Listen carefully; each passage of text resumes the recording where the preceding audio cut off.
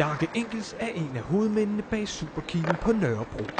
Og så var der ligesom nogen, der kom over og ligesom spurgte, om jeg ikke havde været involveret i det der byrådsprojekt.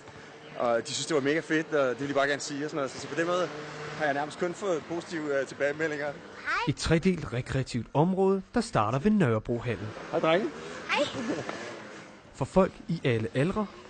I kommer i tv'et. Det gør jeg i hvert fald. Som er helt nyt og flittigt brugt. Du skal ikke stå på vejen, gamle dreng. Der kommer sidst. Netop fordi Superkilen ligger midt i Danmarks mest kulturelt mangfoldige kvarter, hvor man har cirka 60 forskellige nationaliteter rundt omkring kvarteret. Så det der med at formå at kunne skabe en eller anden form for fællesnævner, eller skabe en eller anden form for ejerskab, eller at stimulere til en eller anden form for integration, er jo næsten den allerstørste opgave. Det er et meget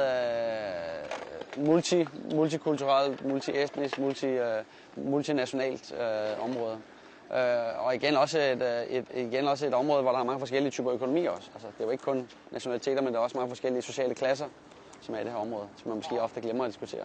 Superkilen har blandt andet fået sit unikke udseende ved at inddrage de lokale borgere, der er kommet med idéer og har udvalgt objekter fra næsten hele verden. Og på den måde har vi ligesom sørget for, at alle beslutninger, vi har taget fra den tidlige designproces til den endelige udførelse, har simpelthen handlet om, hvordan man kan øge ejerskab, hvordan man kan øge tilhørsforhold, hvordan man kan øge integrationen.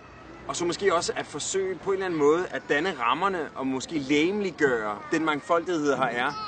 Ikke som en eller anden form for sådan politisk korrekt offentlig indsats, men gør det på en måde, hvor man rent faktisk kunstnerisk og arkitektonisk kommer til at drage nytte af den mangfoldighed, der er. Den forskellighed, som Nørrebro indeholder, er også kommet til udtryk i både arbejdsprocessen og i det endelige resultat. Så en eller anden form for dogme har været, at der skal ligesom være plads til alle, så længe at det ikke er på bekostning af, at nogle andre også kan få lov til at få udlevet deres drøm. Og derfor er det endt med at blive til sådan et byrum, som har ret mange og ret vidt forskellige udfoldelsesmuligheder. Der er en thai-boksering lige bag mig, fordi at to borgere, Ali og Bilal, som er thai-boksere fra området, de besluttede sig for, at det kunne være super interessant at bringe noget autentisk fra Bangkok, som repræsenterede thai-bokserkulturen.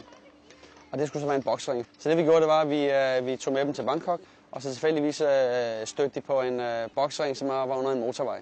Den faldt det for Bilal og Ali, så det skal være den her. Og så gjorde vi alt, hvad vi kunne for at gennemføre det. Måske også næsten sådan et anfald af dovenskab. Så tænkte vi, det kunne være meget sjovt, at man for en gang skulle slap for det til masse. Vi vil gerne i tv.